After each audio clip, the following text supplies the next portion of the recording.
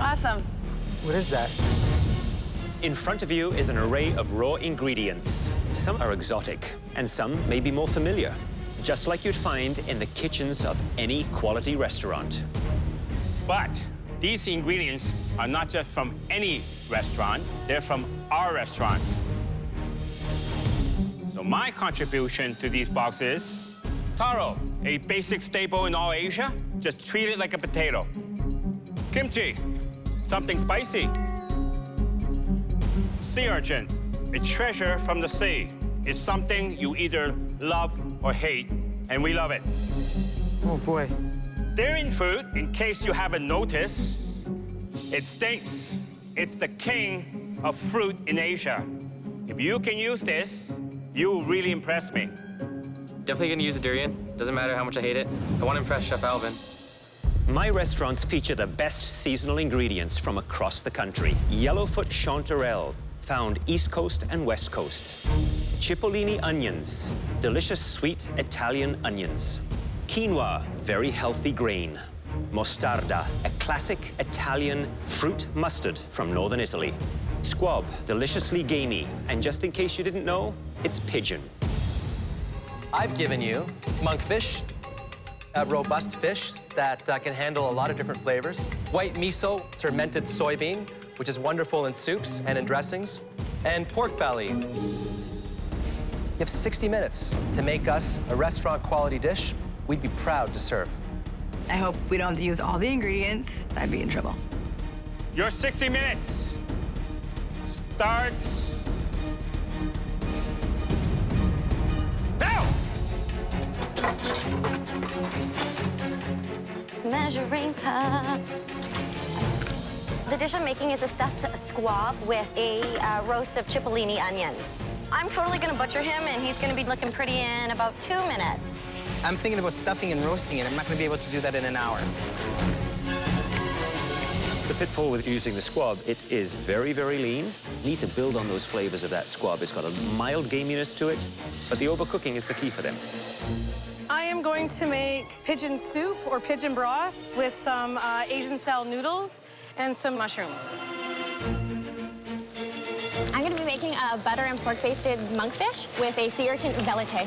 Now, the pitfalls of monkfish is that if you overcook it, it gets very rubbery. So I would give it a really great sear on top, roast it in the oven, baste it with lots of butter, some herbs. And if you overcook that fish, it's over. 1 minute, final minute, come on! Kaila looks worried. Very worried. Why would she do that? They cut it open and it's bloody and it's still squawking. I will definitely not make a good impression. I want to see the finishing touches going on those plates. You need to be finishing them up. 30 seconds. Time to panic.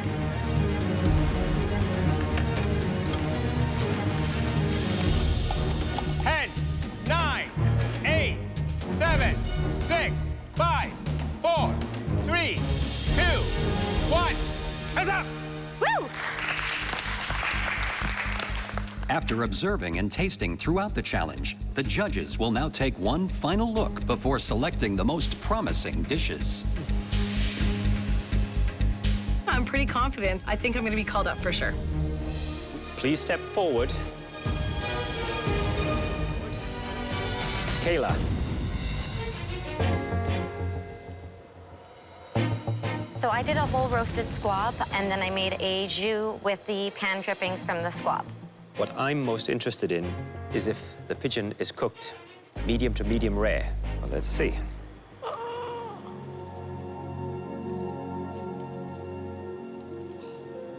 It looks good. It looks nicely cooked. I'm salivating already. And surprisingly tender. The pigeon is outstanding.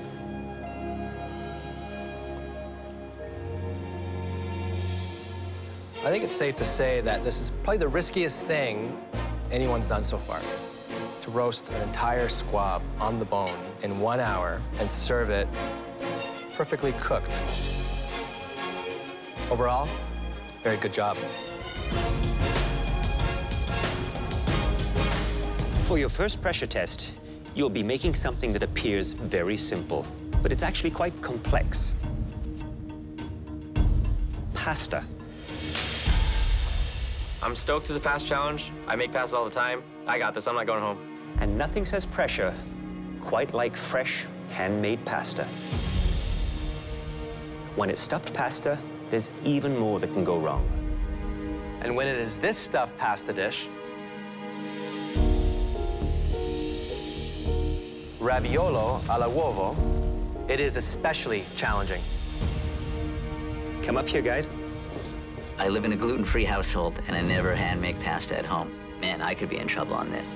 It's a single, delicate, handmade raviolo, enveloped in a savory sage butter sauce. The garnish, I would like to see a little Parmesan on there, and the crisp sage leaf. And here's the hard part. Inside is a single egg yolk, and when I cut into it, that liquid gold needs to come running out. Holy fuck. The filling is ricotta cheese with spinach. When it all comes together in the right way, it is perfetto. Good luck. This pasta challenge looks absolutely insane. Glad it isn't me. You have at your stations all that you need to create this stunning handmade pasta dish, and 45 minutes to do it. Your 45 minutes starts now. Making a raviolo such as this, it is a very, very difficult task. It's like walking through a minefield. I would agree. All the ingredients have to work in concert. There's a sequence. They have to make the dough first, knead it, get it relaxed let it rest. before they can roll it. Exactly. Because if they don't relax it, it's not going to work. Have a nice bath. 2 minutes. You have 2 minutes left. Your raviolo should be in the water cooking by now. You should be finishing off your sauce and getting ready to plate. If they overcook the noodle, that means the egg inside will be solid. And that defeats the entire purpose of this dish, because the wow factor lies in that egg being very liquidy. Oh my God. I wonder how many have actually made a crispy fried sage leaf. 10, 9, Wipe the 8, plate. 7, Wipe the 6, plate. 5, Come on. 4, 3, 2, 1. Hands up! Hands up! Oh, I should have cleaned my plate.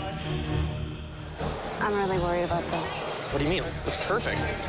I'm not happy. I know that I didn't cook at my best. I'm holding back the tears. I am crossing my fingers, crossing my toes, crossing my little nose hairs. I'm crossing everything that my egg is perfectly cooked and it's runny in the middle. You've just completed your very first pressure test. We will taste all 5 ravioli. Kaila, bring your raviolo al uovo up to the front, please. Overall, I'm pretty confident about the pressure test because Kayla's in there. I honestly believe that she'll be the worst. Kaila, Hello, Chef. nice presentation, and I see you have some shaved Parmigiano on top. Yes, Chef. Well done. How did the crispy sage turn out for you? I get a little crunch. Well done. Let's try the big test.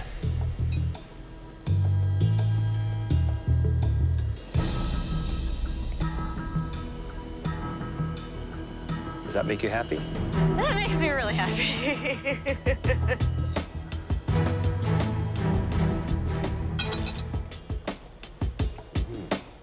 The egg was very nice. So was the pasta.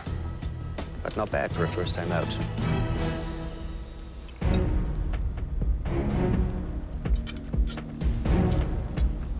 These people who say you cannot cook, these guys up there, you're wrong. You can cook. Thank you, Chef. Watch out. I can cook, and I'm gonna kick all your butts. In the pantry, we gave Eric some important strategic choices to make. There are 10 different proteins in the pantry. They vary in size, they vary in flavor, and they vary in the trouble in which they can cause you in the kitchen. They all come from one animal, an Alberta cow. You're gonna be cooking nose to tail today. Nose to tail, I have no idea what that means. If it was lips and assholes, I know I'd be making hot dogs.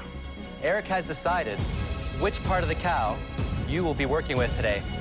Eric chose very carefully I'm slightly nervous. I've hung out with Eric a bit, so I'm sure he knows what my strengths and weaknesses are. You have 90 minutes to make us a dish featuring the cut that Eric chose for you. Your 90 minutes start now. At the end of this challenge, at least one home cook will be eliminated, while the top 2 cooks will be team captains in the next field challenge. I go into the pantry, and there I see it. I see liver. I just hate that smell. Like, come on. Oh, oxtail. Oh, boy. Sweetbreads. I thought I really had it bad with the kidneys until I touched the tongue. It was so gross. I have no clue why Eric would target me. Maybe he thinks I'm his competition. I got a brain. I want to see Kaila cook brains. I want to see if she has what it takes. I make him cook dessert. He gives me brains. We're not even at all. You know, the biggest thing about brains, I think, is probably cleaning them well. So I've cleaned them, and now I'm soaking them in some buttermilk. Eric assigns me the brain. It just fuels me to get through this challenge. Whenever you underestimate Kaila and you give her something difficult, she really steps up to the bar and really proves herself. Looks like a little brain surgery going on I've here. never cooked it before. I've never eaten it before. Tell me how you're preparing it, what the plan is. So what I did is I soaked it in buttermilk for about 20 minutes. Then I'm gonna deep fry it and dust it with a bit of salt. Buttermilk will help draw out that blood. Yes. It also helps keep it nice and white. So you got to toss them in what before you fry them? Some flour that has a little bit of cayenne, a mustard powder, garlic powder, salt, pepper. Sounds like you know what you're doing. Well, let's hope. Maybe you're going to have to thank Eric Yeah, no kidding, for dealing your brain. Brain nuggets. 1 minute. You should be plating. Shoot. I have so much shit going on. I think the steak is good enough to get me into the top 10. Finishing touches on those plates, please. 9, 8, 7, 6, 5, 4, 3, 2, 1. Heads up.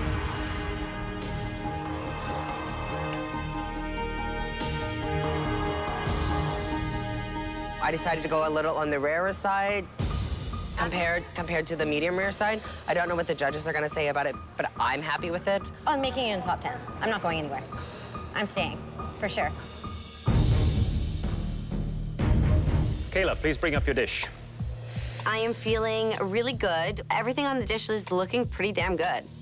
Kaila, can you tell me all that's in your dish, please? Crispy fried cow's brains with grilled polenta, sauteed mushrooms, and then a little bit of arugula.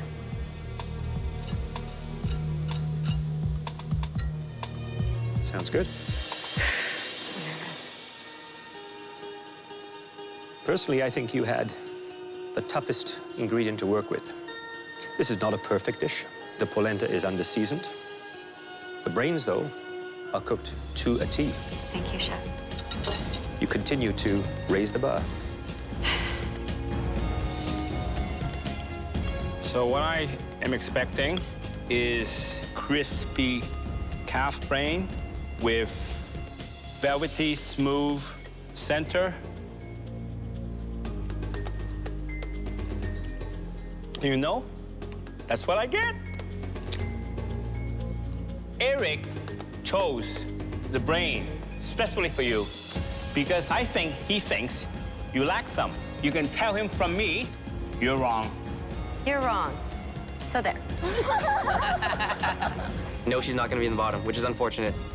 I am absolutely the cook to beat because I can make brains perfectly. This next pressure test will take you back to the world of the professional kitchen. You'll be making one of the most popular restaurant dishes in North America, and something every chef should know how to execute flawlessly. A stunning New York strip steak, cooked to a perfect medium rare, seared and seasoned on the outside, tender and juicy on the inside. But there is something missing. Hand-cut frites. Hot, crispy, and perfectly seasoned. Steak frite, a classic French bistro dish. But don't race to your stations yet. Steak frite needs one more thing. A rich, delicious side of béarnaise sauce. The perfect accompaniment to steak. So this is what we expect. A medium rare steak, perfect crispy frite and a flawless béarnaise sauce. 3 exacting elements, 1 delicious dish. But this challenge is not just about achieving the right flavors. It's about managing your time. This delicious trio must all come together at precisely the same moment. Hot and ready for us to taste. Very difficult. At your stations, you'll find state-of-the-art equipment. Everything you need to cook the perfect steak frite and a béarnaise sauce. Are you ready? Yes, chef. Yes, chef. Your 40 minutes starts now. I can't go home because I love steak and frites. The thing that I go out on, I can't eat for the rest of my life, and I don't know how I'll live without steak and frites, so. This is one of the most difficult dishes to actually master because there's absolutely no room for error. You've got to cut perfect fries. They have to be the exact size. The judges are going to look at each individual fry to make sure they're all precise. I noticed Kaila is cutting her potatoes almost with a laser precision. You should have every single potato cut the same size to get even perfect cooking. You do the first frying at a low temperature. Finally, you finish with deep frying at a higher temperature. It's actually one of the most difficult components in that dish. Kaila, which component are you most worried about right now? The frites. Why is that? Because I've never made frites before. They're blanched and they're ready to get put in. You sure they're cooked enough? Yes, chef, they will be. They'll be perfect for you guys. Why are you making your béarnaise off the heat? I'm actually off on, so I don't scramble the eggs. What happens if you scramble this? I'm screwed. Good luck. Thank you, chef. You have 30 minutes left. Mike has his steak now in the oven. The steak's not thick enough to be in an oven. I would have it on top of the stove where you can see it, watch it carefully. I'm basting the steak with butter, and all I'm thinking is do not freaking overbaste this steak. 5 minutes remaining. Get those fries in the basket, guys. Oh my God, I am so stupid. I put my fries in the 300-degree fryer, not the 375. They're not bubbling. If one thing could sink Kaila, it's going to be her fries. She is behind everybody, and if she doesn't really pull it together, I honestly think she's going. Final 2 minutes. You should be plating. There's only 3 components on the plate. They all have to be perfect. Everything has to kind of come together in harmony in order to be a delicious experience. Otherwise, you're going to have cold frites, hot steak, béarnaise sauce, which is thick and gloopy. You don't want that. 3, 2, 1. Hands up.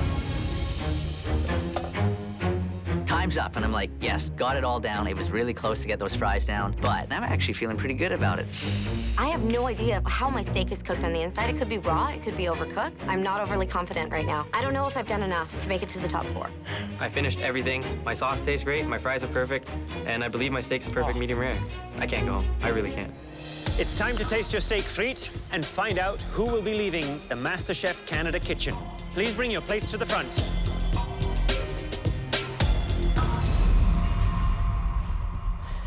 Kaila, we asked for steak to be cooked perfect, medium rare. What am I going to see when I cut your steak open? Nice and crisp on the outside and a beautiful medium rare on the inside. You're confident of that? Never too confident. It certainly is a little darker on the outside than I might expect. Okay.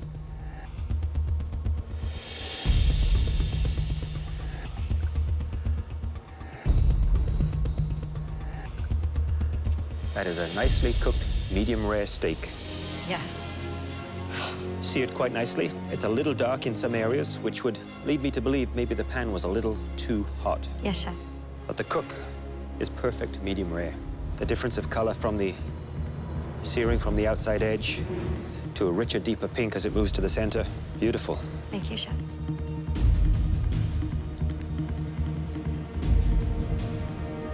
It's very, very good. The seasoning is spot on also. Thank you, chef. I was very concerned that you were putting too much on. Kaila, Hi, chef. you happy? I'm very happy with my steak and my béarnaise. These French fries, try one.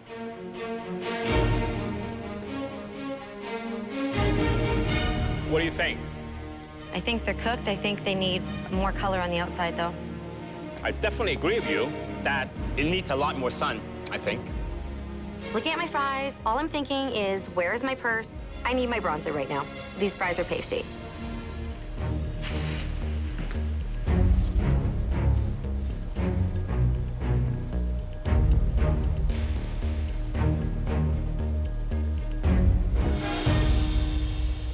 would pay for that. Thank you It's so much. delicious. It's well balanced, great acidity. How did you master a béarnaise in 1 hour? You made it before? Third time's a charm. This is my third time, but I eat a lot of it, so I know what it's supposed to taste like. It took me hundreds of times to master the basic, humble hollandaise sauce, which is the mother of this sauce. And you've done that 3 times. Thank you, Chef. Had you nailed the fries, you'd probably have one of the best steak frites with béarnaise that I've ever had. So close. Yes, Chef.